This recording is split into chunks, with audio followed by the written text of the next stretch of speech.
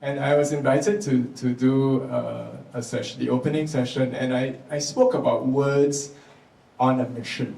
Right? I spoke on the topic words on a mission, and in that context, it was about lyric writing and songwriting. But I use my example as a teacher and a preacher to help them to kind of see the parallels. Because my experience is not as a songwriter, but as a somebody who's been teaching for a long time and preaching for a long time. And I said that, for me, my mission when I teach and I preach is very much summarized in the prayer that I pray, which is, so the most often prayed prayer that I pray is, may the words of my mouth be as hands that gently seize the hearts in our midst to present before you, for you to transform, to heal, to make the big difference and impact in your lives, and then as a ripple effect, that it will transform the society that we live in, our communities, whether it's our home or whatever. Okay, so that's my mission. And I said to them that there's two parts in my preparation. The first one is the hard work of putting the lectures together, all the research and all this sort of stuff that you all don't see us preachers and teachers doing, right? You only hear the end product, which is on the Sunday or at the class. So that's the first part of the preparation. The second part of the preparation is what I call, on Sunday or Saturday night, I don't Lord, what am I going to be saying the next day? I don't do that kind of thing. It's a very calm time for me, and it's very much like along the lines of the prayer, preparation, which means that it's a time when I like to, just be quiet before the Lord and pray and say that, Lord, the prayer that I'm going to be praying tomorrow, that the words of my mouth will be as hands that gently seize the heart, all that stuff. It's all that preparation time for that to happen. And so in that spirit, I just want to say that, I want to encourage you to pray along with me so that our time of learning together will really be, make a difference. Okay, so there's a very strong pastoral missional part to what I'm trying to do here and what Bartley is trying to do here. We are very mindful of the national statistics that do say that the reason why people are flocking to churches, to certain kinds of churches, is because the pastors and the teachers there are preaching well, they're teaching well. And it's these anchors to our faith that people want to come for. They don't want to come for the glitzy, shallow stuff, but they want something that challenges them. Unfortunately, I like to quote Ravi Zacharias for something that he said once that really, really made an impact in my life.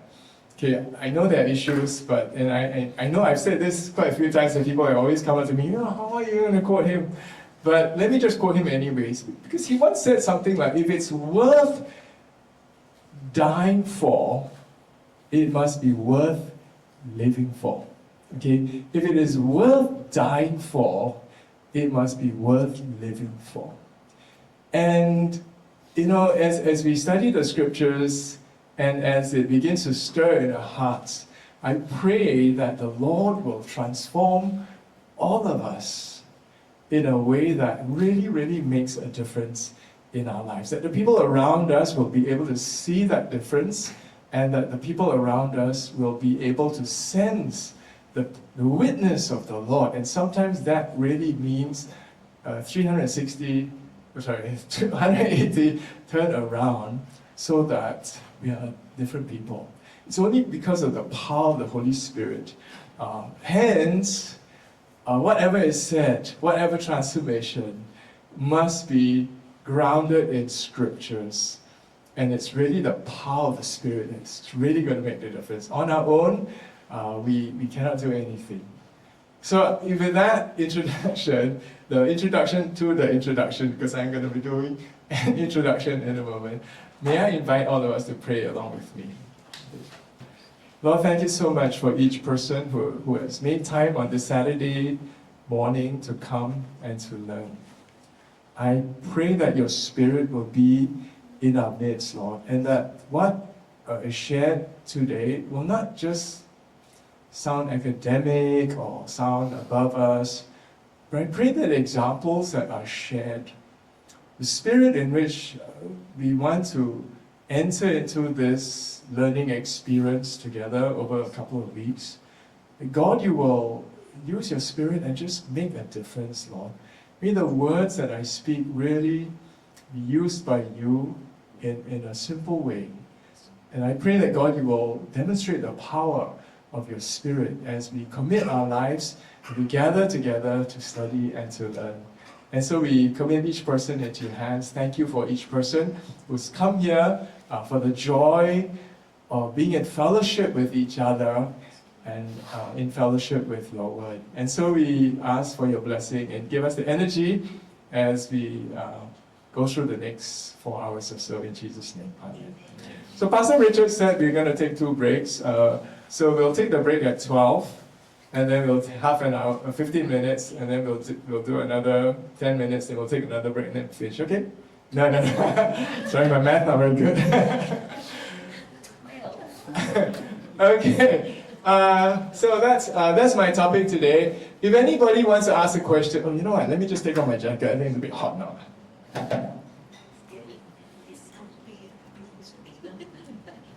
Yeah, so if anybody has a question occasionally, you can always just ask. And if you feel that you want to come a bit more forward, please do that. All right. So this is our topic, which is how to study the Bible, which is part 1. And I do want to welcome us to that. And I do have a couple of introductory words, right? So there is some basic, and I only do this once during the first session, some basic foundational information of the Bible that I want to share with us. I mean, just to give us a bit of a common shared experience or shared understanding before we dive into our topic today. Okay, so those of you who have received teaching from the churches over the different years, I think you will be familiar with the fact that there are 66 books which are found in the Protestant Bible. I say Protestant Bible intentionally because if you work, if you study the Roman Catholic Bible, you will find that the arrangement is slightly different. Okay. Now, of these 66, you will notice over here that 39 of them are found in the Old Testament, and 27 of them are going to be found in the New Testament. If you look at the chart carefully, you'll see that within the 2 Testaments, you will also have further subdivisions. Okay, and I will get these slides over to you all. These are additional slides that I added.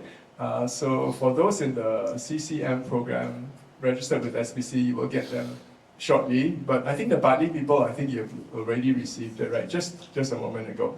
Okay. So if you look at the chart carefully, you see that within the 2 Testaments alone, you will have further subdivisions. And so in the Old Testament, you will find that you are divided into the law, the historical books, the wisdom books, the major prophets, the minor prophets. And from the chart, you will see also that from the New Testament, you will have the division into the Gospels, Acts of the Apostles, or the other way I like to call it is the history of the first generation Christians. No, I would say the history of the first generation followers of Jesus.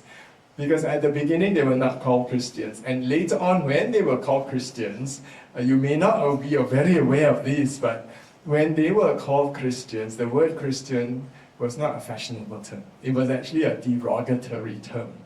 Okay, so we have that as our legacy, and many of us don't realize that. Okay, to be called Christians is to be called, that kind of thing. Not very nice, but it was meant to be, I think it's useful for us to know that. And then of course we have the Pauline epistles and then the general epistles and Revelation and things like that. Now if you're the sort of person that likes to buy textbooks, I know some of you around here are that kind of people, right? Textbooks about how to interpret the Bible. You will find that scholars who teach biblical interpretation will offer different kinds of classification of the types of books that you have. And of the different ways of classifying, you will find that genre is one of the ways that they classify the books by. Now, if you look at this heavy-duty textbook by Klein, Bloomberg, and Hubbard, I say heavy-duty because it's quite a plow to read through a bit of a, that thick, super big book. You will find that for them, how they introduce the books or the genres in the Old Testament and the New Testament is by, in Old Testament, narratives, law, and then poetry, and then prophecy, and then wisdom. That would be the genre that you'll find in the Old Testament. And the New Testament genres are Gospels, Acts, and Epistles, and then you'll find Revelation. Now, a lighter weight textbook that I want to introduce to you is this one by Duval and Hayes. And they also introduced the genres of the Old Testament and the New Testament. And the Old Testament genres are, as you can see up here, very big, narrative, law, poetry, prophets, wisdom. And the New Testament genre would be the letters, the epistles, the gospels, the Acts, and the Revelation. Hey, did you realize one thing? That if you compare what is said in the other book and this book, it's the same. Okay, it's the same. And that is exactly what we are going to be doing in this class. We are going to be exploring genre. And in this case, it is the literary genres in the Old Testament. So today we're going to be looking at narrative, and then we're going to be looking at law, poetry, prophets, and wisdom over the other week. So I have to kind of squeeze some of these together a little bit, but today I think as a first warm-up, I will only attempt narrative, okay? So back to the whole question of genre. Okay, what is literary genre? I think this is really foundational information because as we move on, you may be scratching your head, what's this genre about, right? So let me just explain that very briefly, and then I will go into the heart of what we will be doing today, which is the narratives.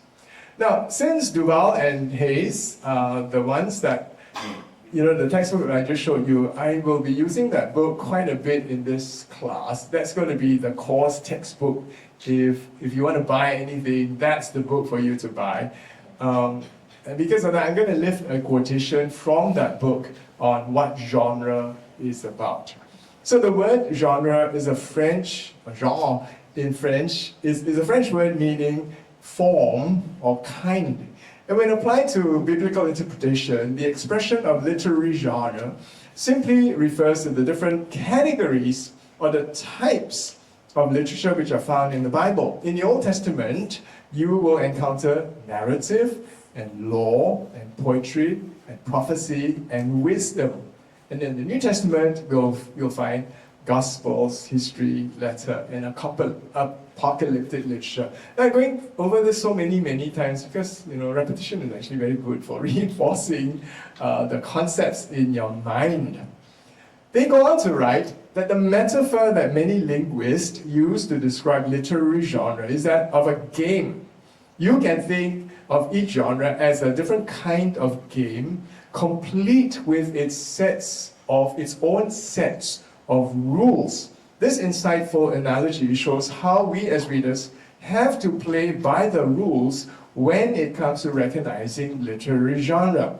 The idea of different rules for playing a game or reading a text is something that I think all of us can really appreciate.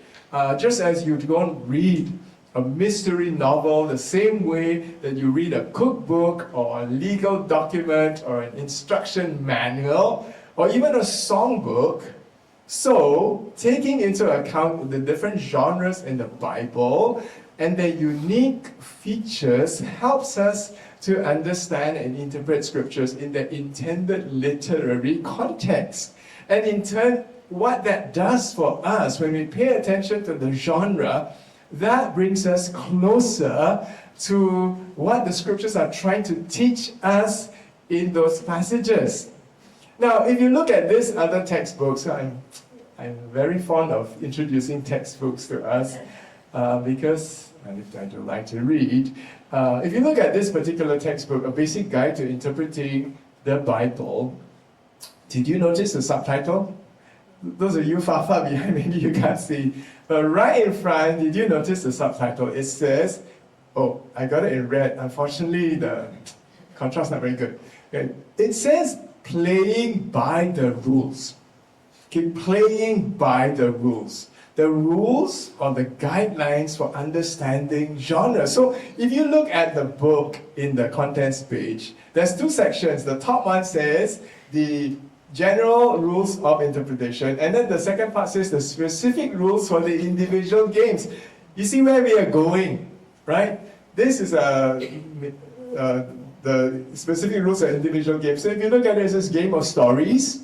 So for biblical narratives, to understand narratives, there's a particular way you should read narratives. There are the rules or guidelines for you to, when you read a novel or read a narrative, there's a way to read a narrative that is very different from how you would read legal material, the game of rules, or poetry, or psalms, or proverbs, or prophecy, or idioms, or parables, or overstatement, and hyperbole, and correspondence. You see that? So that's another good book to get. That one by Robert Stein. So I leave that idea with you. And the other thing that I want to emphasize, which is found in the book, which I found so helpful, is this very nice picture. Okay, unfortunately, in the book that you get, it's all in black and white.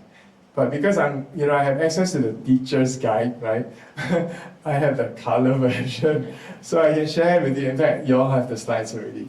But basically, in the book, they try to help us to understand that there's a big gap between the world of the original readers or the original hearers of the text and our world, which is number 5 and number 1.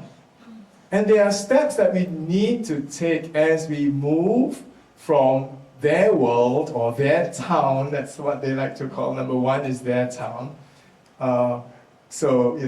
What did the text mean to the biblical audience when the first generation, when they heard it for the first time? And then they also draw attention to the river, that there are cultural, linguistic, time, situational differences between then and now. And when we understand the historical, the geographical, and the theological emphasis of that time, maybe when we make our applications, we make more sensible ones because we have understood the difference. That's why I love to take people on tour to Bible lands. And because when we go there, we see, we sense the historical, we sense the geographical, and it's like the scriptures come alive completely, right? And so what are the differences?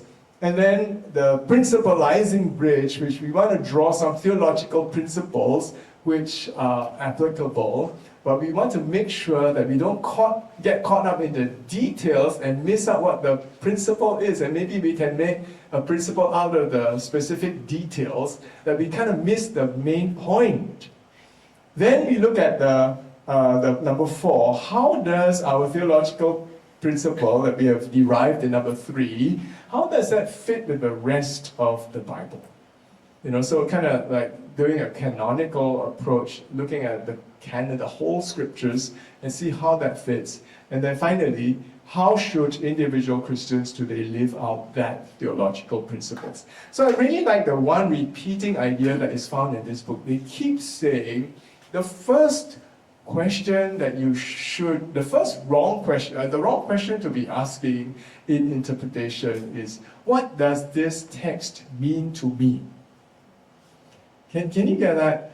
What does this text mean to me is the wrong first question to ask. the right first question to ask is, what does this text mean? And then, how does this meaning apply to me? Can you see there's a difference? Okay, if you think in terms of 2 steps rather than 1 step, you will find that your Bible studies that you do will be a little bit more controlled, right? A little bit less self-referential, okay? And a little bit more, hey, you know, we are really trying to listen to the scriptures deeply, and from there, we make the application. I always say to people, my students particularly, when you study the scriptures, it's kind of like watching a movie. And that will be particularly applicable to today's session because we are talking about narratives, and narratives is about stories, right? When you watch a movie, you never ever just take a still shot, one photograph image from the entire movie, pull it out of context, and then say, okay, everybody just take that same one picture. What does that scene mean to you? Okay, and then you will find all sorts of association, and by the time you finish, you will say, oh, the Bible says, and then all the different applications. And some of them can be really wild, wild west. But if you derive the meaning from watching the entire movie, it's a different sort of thing. You know, that scene particularly may really be not the main point, or maybe that's the low point which we are trying to avoid, but we take that and we say, oh, that one applies to me, and you know, I must live by the lesson that is learned. That's actually, to be honest with you, pardon my language, it's a bit of rubbish. Okay, so I think we should try to honor the scriptures and listen to God's word and as it is meant to be heard, and not to use it in a way that, you know, kind of is self-serving. Okay, so I want to encourage us to think that way, just by way of introduction. I mean, the other example I like to give to people, which is kind of, or maybe I'll share that next week when I talk about law. Okay, because that's another example I want to give, but I think it's more applicable to law. So with that, I think we can start our journey on how to study the Bible. Question? Yes, one question. How useful is the book, how to read the Bible, what is the Jordan fee or something? Yeah. What's the question again? How useful is this book, how to read the Bible for all? Yeah, How to Read the Bible for All Those Words by Fee and Stewart. Very excellent book. It's gone under, I think, multiple editions already. Yeah, it's one of the earlier books that I used, and it continues to be used. And I think it was Dr. Chris Wright who came out with a version of it. There's a preaching-related extension, which I think is excellent also. So that whole series is really, really good. Thank you for flagging that for us. Now you have another textbook to add to your collection. Thank you. Yeah, okay. So shall we go into Old Testament narrative? Do you need to take a break now? Okay, anytime you want to, just stand up, just stand up, stretch. If you need to go to the toilet, just go ahead. Okay, so let me begin our session with a comment. So let me just begin our session with a comment that whether we are aware of it or not, narratives or stories that our larger society produce, what they do is they offer very influential, they have a very strong influence on our lives.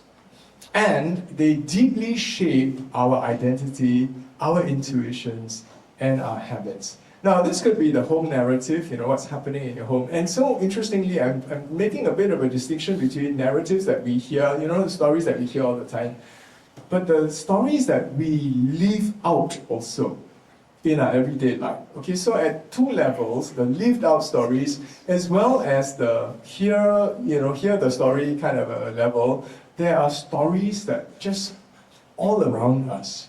And I would suggest to you that these narratives, whether they're home narratives or the Singapore dream narrative, which it's all in the air. You hear it in stereo, and yet we don't hear it.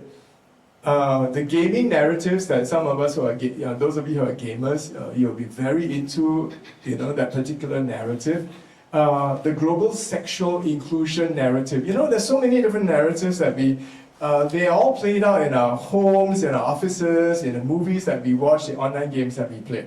Now, to the extent that we are an open society, the many narratives that abound do shape us. They really do shape us in a really, really powerful and profound way. And to the extent that the church is situated in an open society, the plurality of these narratives really, really will shape us and our children and the people that we love. Now, years ago, I attended a workshop on this Kamishibai. Now, what's Kamishibai? This is a traditional Japanese storytelling art form which uses picture cards and a small wooden stage for storytelling. It's kind of like PowerPoint, but using a little square box, and you pull out the pictures all the time. Now, I attended this in Singapore, and the instructor was Jackie Karin. She's an Australian. And she had been doing all these Kamishibai workshops in the high schools in Australia. Guess what? She said something very revealing at that point, which really took me, it really took me back a bit, right? She said that there was this rage amongst, this trend amongst the Australian high school kids, when she was going around doing the storytelling, there was this trend that she noticed. And the question that she posed was, what were the kinds of graphic novels that the young people in Australia were very, very passionate and interested to read about? And she said it was the Mahabharata. Okay, the Mahabharata, which is one of the two Sanskrit epics of the ancient India, which is revered in Hinduism. And the other one would be the Ramayana, right? Well, today I've got very good news for you, and I've got very bad news for you, okay? And the bad news is that being influenced by surrounding cultures has been an age-old challenge for God's people. It has always been, and it continues to be, a real big challenge for God's people. All through the Old Testament period, running all through the New Testament period, down to the church history, down to today, this has always been the challenge. Whether it is Egyptian then, or Canaanite then, or Assyrian then, or Babylonian then, or Greek and Roman then, and all the major religions of the gospel then and now, it's always been the case. So note that, I'm saying all this, I'm going somewhere with all this, because I need us to understand that when we study the scriptures, particularly narratives, we need to understand that they are there for a purpose. We study them for a purpose. And that's where the good news comes in. The good news is that the scriptures were given in order to instruct God's people on how to live rightly, but not outside of not in a vacuum, but in the context of an existing world where all these competing narratives which are pulling at your heartstrings, they are all the competition, as the spiritual life competition that we live in. So I always say that spiritual formation is never done in a vacuum, right? Isolation, going for your spiritual retreats, will help you, but they won't help you, if you know what I mean, right? They will help you, but that's not where you address the root of the problem, okay? The root of the problem is that we are immersed in a culture and we are bombarded by values which they are just crying out for our attention, our affection. They're eating, they are addressing our appetites. they're shaping us in so many different ways. And it's really by God's grace that as we study His scriptures, we hear a counter narrative. And that's where I want us to kind of see why we are doing this. And why it is important for us to read it well and read it correctly. Because when we are self-serving in our reading of scriptures, we actually go back to these very narratives that are kind of shaping us. Unfortunately, we give a Christian label because we are, deriving the principles from Scripture. But sometimes we do it in such a way that the form of Christianity that we are living out is actually a disguise of all these narratives that the Scriptures are trying to pull us away from. Okay, that's why I want you to see that when we study the Scriptures, we need to study it in its context.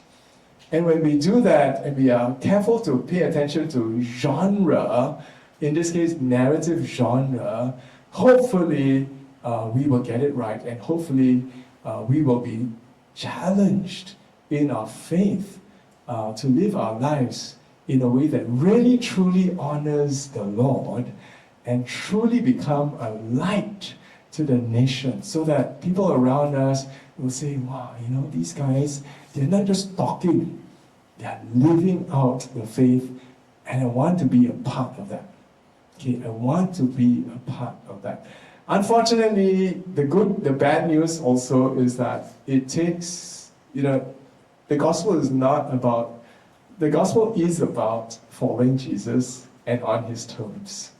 And because following Jesus on His terms changes us and our mindset, it will demand a cost.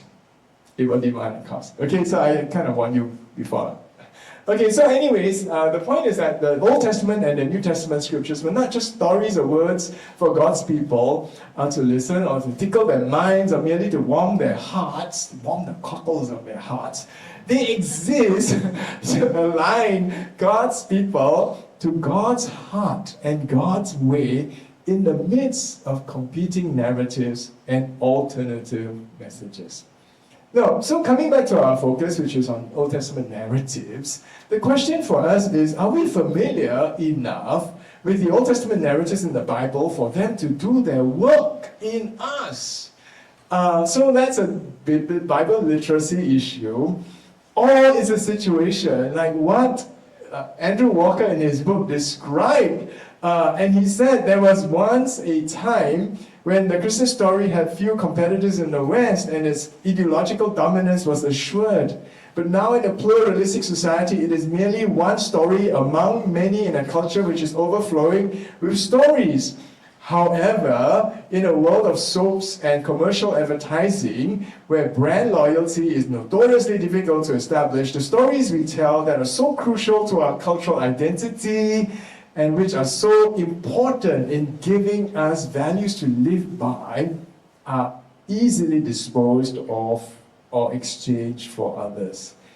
He also said, in the modern world, this story is now either forgotten, it is half remembered, it is distorted, it is fragmented, or it is misrepresented. So the question is, how about the teaching ministries and the preaching ministries in our churches? Now, I know many of you are from Bartley, so that will be the majority, just like one church, but some of you come from other churches too. And the question that I pose is, do we as pastors, as Bible study teachers, as Sunday school teachers, as small group leaders, do we teach and preach with understanding? And that's really the challenge for the church. Do we emphasize the right points and then draw applications from this understanding of the text, or are our understandings and application foreign to what the first generation leaders or readers or listeners would have understood from narrative? And that's really the challenge that all of us are facing. And looking at you coming here, as a Methodist, my heart is strangely warmed. And I'm grateful that we have a whole bunch of people, young and old, who have come and come to spend your Saturday afternoon, Saturday morning to learn. And I'm deeply, deeply appreciative of it. So let's go back to our main course, which is what are some features in stories that we need to be aware of, and what are some guidelines that will help us to read the narratives which are found in the Old Testament. Now, this leads me to the topic for this morning's class, and these are my goals for the session. What function do narratives in the Bible play? And that's kind of already partly answered, because I did say that the narratives function in a world of alternative narratives, and they are trying to counter the message. And then we also look at the pros and the cons of using narratives, and then reading narratives, how to read narratives and what to look out for, and then the key features which are found in narratives. And I think there will be enough interesting material to keep us interested throughout the 4 hours that we're going to have together. So let me just begin. So now I'm going to the heart of today's session. Let me begin our session with a few quotations which are found in the textbook Duval and Hayes in their introduction section. So they write, narratives of stories comprise nearly half of the Old Testament. Now that's a hefty percentage of the Bible. Indeed, the following books all contain large chunks of narrative material: Genesis, Exodus, Numbers, Joshua, Judges, Ruth, 1st, 2nd Samuel, 1st, 2nd Kings, 1st, 2nd Chronicles, Ezra, Nehemiah, Daniel. Even though it's a prophetic book, there's a lot of narrative there. Jonah, one of my favorite books. And one of the books where so many people just miss the point completely, because you draw your application from chapter 3 and not chapter 4. Sunday school teachers, please read all the way to the end and challenge your kids that way. They are ready for it, because our kids are very smart. And because they're so smart, you need to challenge them with what the message of Jonah is about. And Jonah particularly challenges my generation and older, because there are biases, ethnic biases in our veins that is so hard to kind of overturn. Okay? But the scriptures do exactly that. They challenge even God's people. Did you realize that? The message of so much of the Bible is really challenging God's own people, helping them and causing them to be self-aware. And so often they've gone astray. And we sometimes say, oh, the message, my husband should have come here to listen to the message. Actually, the message was for you. We need to, kind of rewire ourselves, because so often, unfortunately, we are very good at Tai Chi and deflection. Okay, so and then several other books as well that we find narratives, huge portions. We have Job, we have Isaiah, we have Jeremiah, and Ezekiel. Obviously, narrative is an important genre. Now, over there, what they do is they offer some very basic defining features about narratives. So I'll read on. Narrative is a literary form which is characterized by sequential time action and involving plot, setting, characters. Now, those of you who are literature majors or literature teachers, I'm preaching to the choir. It is the story form of literature. The meaning of a narrative derives primarily from the actions of its characters rather than telling us how to live or how not to live. I really love narratives for that reason. The narrative shows us how to live and how not to live by the actions of the characters. For example, rather than telling us to trust God and live by faith in His promises as a sort of a propositional statement, Genesis presents to us the story of Abraham. And also keep in mind that God is one of the central characters in the Old Testament narrative. We can learn much about him by studying his actions and his dialogue in the narrative. So it's kind of a replacement. You know, if I give you the 10 points that you need to follow, right? And then what does that mean? How do I apply? But I give you the story form where all the 10 points are inside. I don't even have to tell you the 10 points. You get it. You get it straight away. And that's the power of narrative. So they go on to write the Old Testament is giving us much more than just the history of Israel. The purpose of these stories is theological. That is, God is using those stories to teach us theology. It is embedded. Theology is embedded in the story.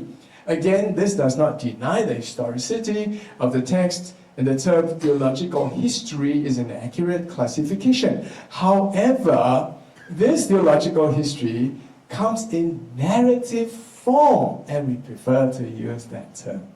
So I love the fact that Duval and Hayes, moving on, okay, because I need to move on, they give us a list of pros and cons for using narrative in the Old Testament. So we need to pay attention to this. I won't elaborate too much, but I'm just going to go through that list for you to pay attention to the points. Okay, so when we study our scriptures in narrative form, we also need to be mindful of this. So on the pro side, they list the pros and advantages of using narrative to communicate theological truths.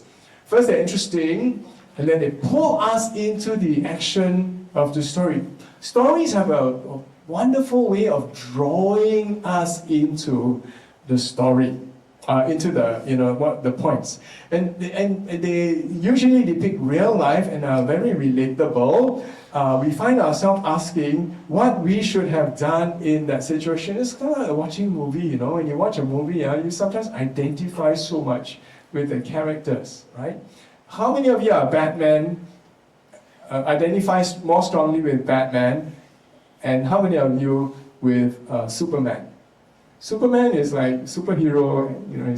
The old generation Superman, right? And it's always like no problems. Batman is full of angst. He's a complex character. And the Bible, interestingly, is full of complex characters, which unfortunately we sometimes simplify. Okay?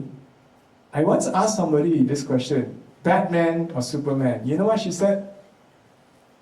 Joker. So my point is that characters are easily identified. And I'll say a little bit more later on in character and characterization. So there are these interesting things that work for narratives. Okay, that's why it's so powerful. They can portray ambiguities and complexities in life. And then easy to remember, yes, God can include himself as one of the characters in the narrative. He can teach us about himself by what he says and does in specific situations that are holistic. We see characters struggle, and we often see resolution of their struggles. And interestingly, the Jonah story, like I mentioned just now, it doesn't resolve. The Jonah story there's no resolution, right? We don't know we don't know what happened next, okay? It ends at a very, very interesting suspense moment. But you know what the purpose of that is? Because it's like inviting you to complete the story. And that's a powerful literary device. It intentionally doesn't resolve itself, but it invites you into the story for you to complete the story. I always say, as a teacher, my knowledge is limited, and what I can say and what I can do is limited. And I always say, after I say what I say, I always put a comma. Then I invite other people to fill in that long sentence, right? I always invite the long sentence. And in many senses, Jonah is doing that too, right? He is playing the long sentence game, or the author of Jonah, putting a comma and say, you continue the story. Okay, it's very, very super powerful. Okay, and then number 8, I'm gonna miss some of the points, like say they relate short incidences and events to bigger and overall stories. So this idea of episodal, episodes is very important in our understanding also. So on the con side, over here, I'm just going to say very briefly, the meaning of the narrative can be subtle, ambiguous, not clearly stated, and the casual reader might miss the point altogether. And that is so often the case. That's why sometimes we need to hear the story well, and people who have studied the story can relate that to us. Really, and that's really the invitation for us to study more, to read more. And then secondly, that the reader can be enthralled in the narrative and story and miss its meaning. The reader can assume that since the literature's narrative, it deals only with history and not with theology, and the reader may read too much theology into the narrative. And that is a really, really true point. I've heard so many people do that before, okay? You're over-reading, you're reading into, in biblical studies, we have this term called exegesis, which is Exodus, out of. X is reading out of what is in the text. But we have another term called eisegesis. So exegesis is reading out of. Eisegesis is reading into the text, things which are not inside, but just kind of adding in stuff and calling it biblical, but actually you're adding to what the scriptures are saying, things from our lives or whatever we hear from other people. So Duval and Hayes go on to write that God chose to use the literary device known as narrative as a major way to communicate his big story to us precisely because the biblical narratives engage us in such a powerful way. They challenge us, they interest us, they rebuke us, they puzzle us, they entertain us, they stick in our memory, they make us think and reflect. They involve us emotionally as well as intellectually. They teach us about God and His plan for His people. They teach us about all kinds of people, the good, the bad, and the ugly, the faithful and the obedient, and the mule-hated and the disobedient ones. And they teach us about life in all its complexities and its ambiguities. And that's really my invitation to all of us. Please read the scriptures for its complexity. Because when you give yourself time and space to do that, you might see next level. I'm not asking you, to be mystical about the whole thing. I'm asking you to read the scriptures more carefully. What is there already? Okay, not to add, not to take away, but to read as it is. Okay, so we move on to the next section of the chapter, which is reading narrative. I've already gone through the introduction. Okay, I'm going to try to finish by give us a break in like maybe 10 minutes, okay? Okay, so in this section, Duval and Hayes revisit several points made in the first half of the book, which I have covered in, those of you who have done, I don't think any of you have done. The first part of this book, he talks about these points. But they encourage us to look for details in the text. So I'm kind of revisiting an earlier part of the book. And they instruct us to pay attention to how the text is organized and structured. And they remind us also of the episodal nature of narratives. Now, I've just realized one thing. If I'm going to finish off this section, I will take at least 15 minutes. Are we okay with that? I think you will like what you hear here. And I think what you hear will probably challenge you quite deeply. Okay, so this is my first salvo. First real solid example that I give to you.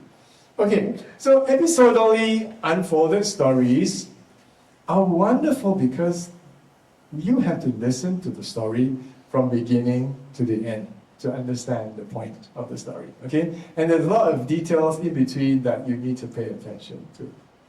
So if you conclude too early, you find that maybe at the half point, you would conclude wrongly because the big reveal is further down 10 chapters and 30 years later from the biblical story point of view.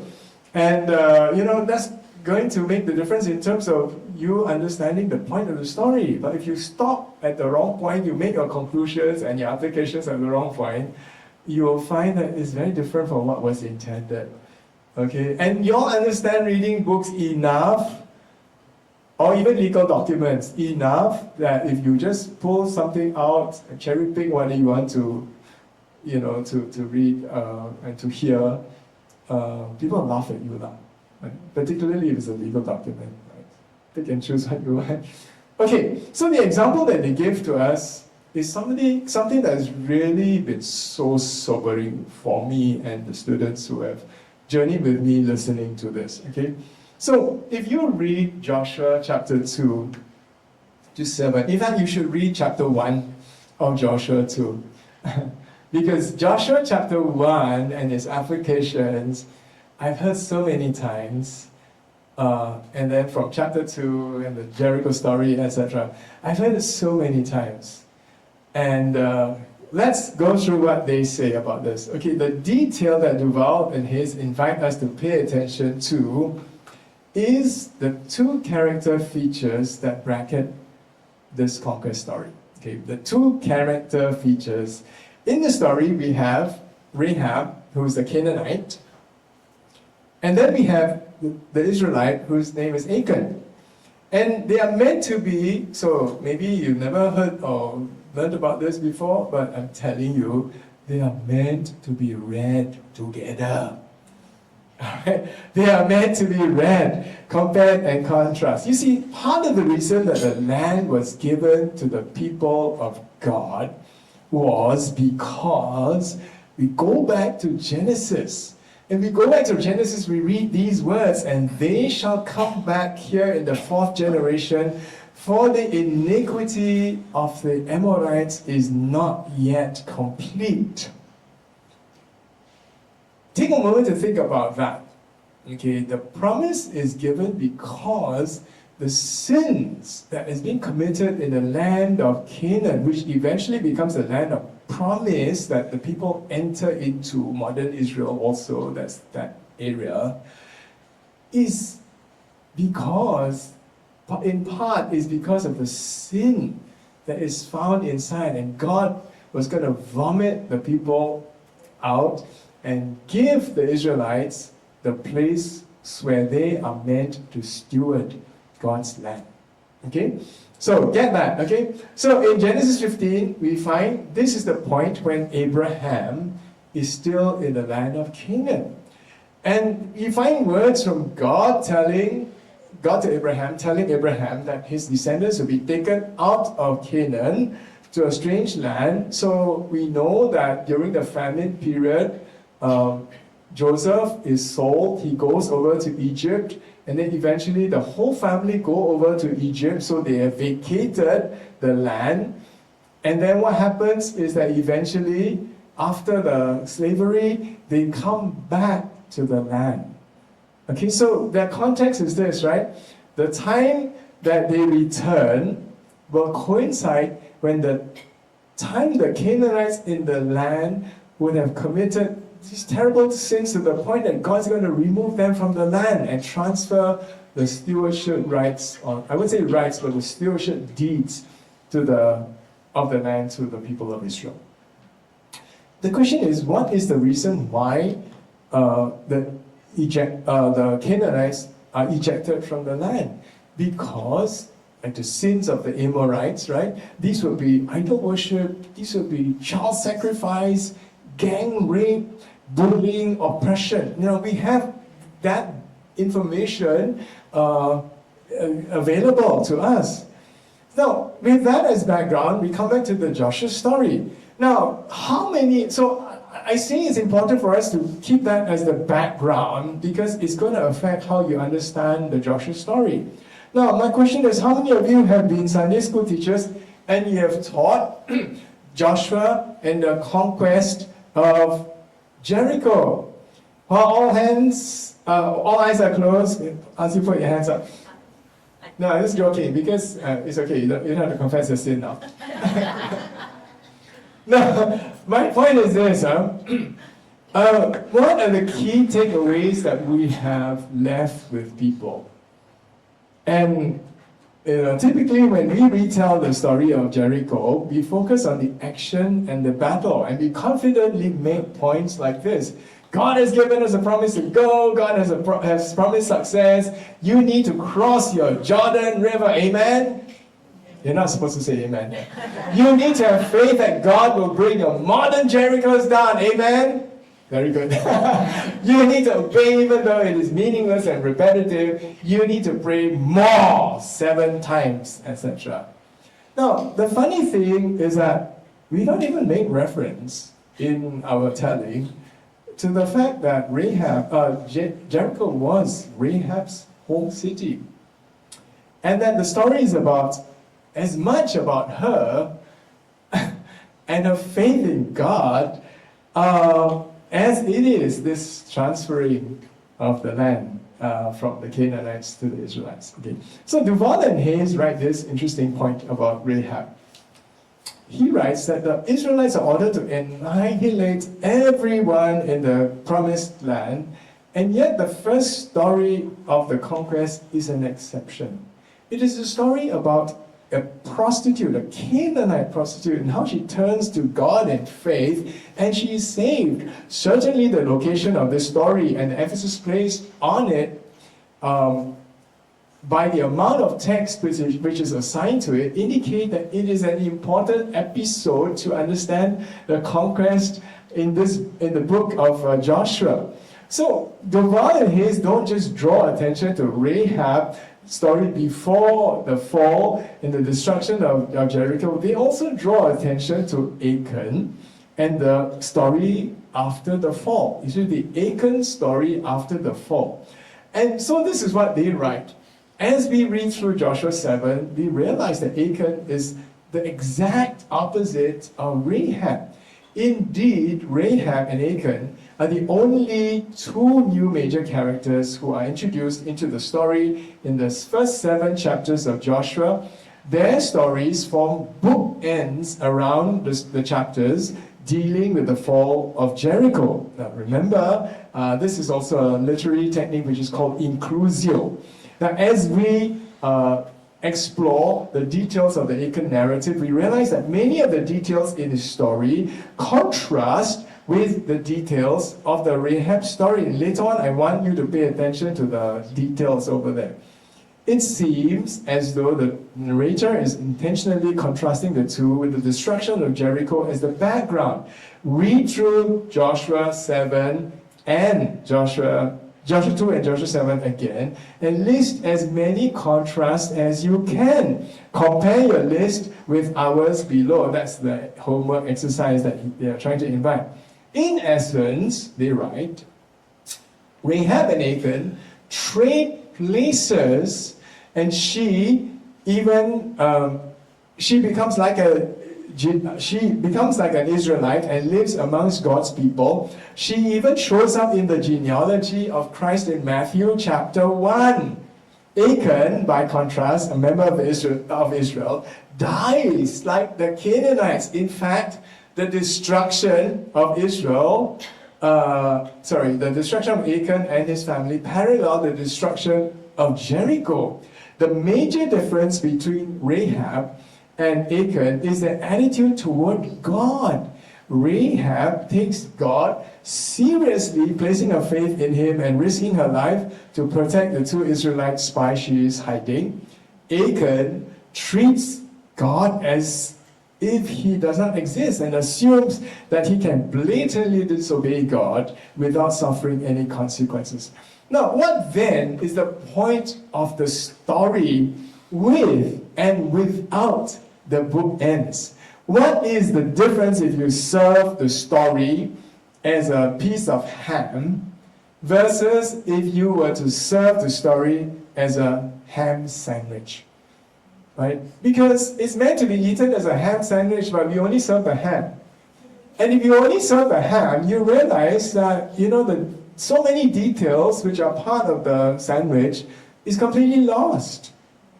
You get what I'm trying to say? So what they say is, look at the contrast in the table, right? And you find that Rahab is on one side, Achan is on the other side, right? We have, that she's a woman. Let me just put it back, So, woman, man, and of course, in that time, woman's status is very low. You have to notice, you have to note that it's not just a gender difference here, it's a status difference also. Okay?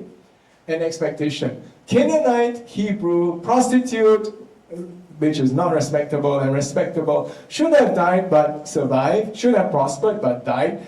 And then we move on. Her family and all that she owns survived. His family and all that he owns perished. Nation perishes, nation prospers, hides the spies from the kings, hides the loot from God and Joshua, hides the spies on the roof, hides the loot under his tent, fears the God of Israel, and likewise, it's the other way around. Does not fear, not has only heard of God yet believes, has seen the acts of God and yet disobeys. Her house survives, while the city burns, his tent is burned. Cattle, sheep, and donkeys of Jericho perish, and cattle, sheep, and donkeys of Achan perish. She becomes like an Israelite and lives. He becomes like a Canaanite and lives and dies. I was just testing you all. Thank you. I know some of you are alive. Anyway, the two narratives they go on to write, that the two narratives together bracket the destruction of Jericho. Note the irony. As you begin to read the story of this annihilation of the Canaanites by the Israelites, which is the conquest, so I want us to see the conquest in context.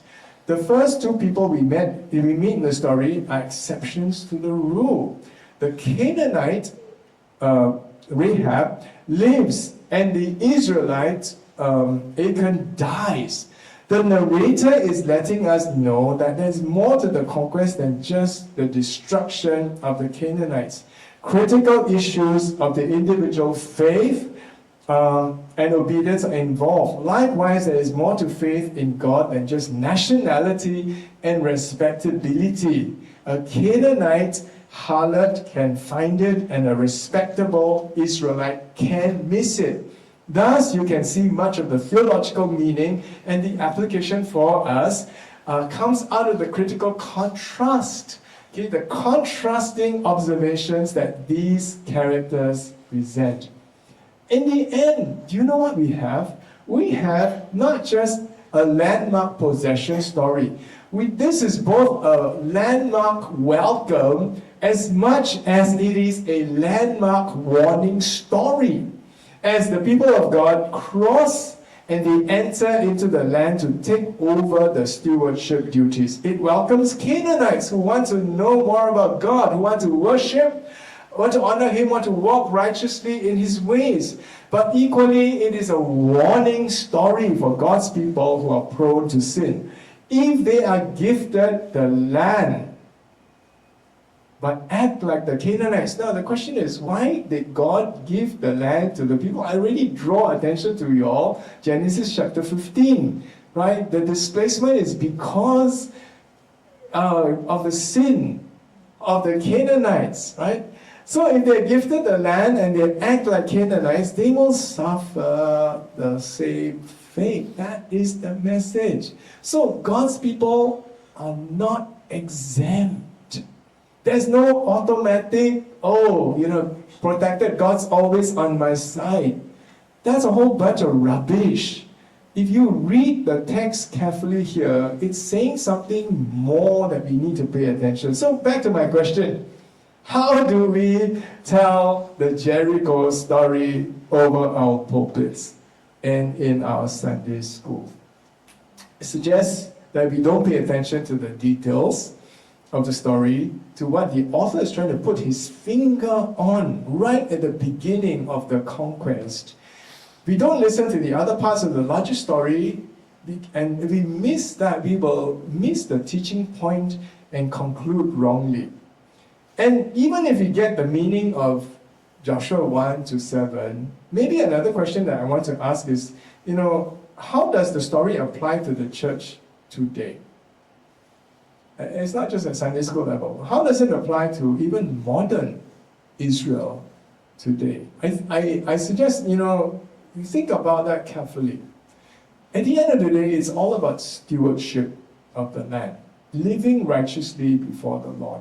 All right? And I have a lot to say, but I'm gonna hold back about this, about the modern situation. But I do see. This is the part where I find that the wrong deck of slides is going to make a difference. Okay, so okay, let's take a break over here. I was gonna move on to the next point, but yeah, that's a good point. Maybe we can swap over.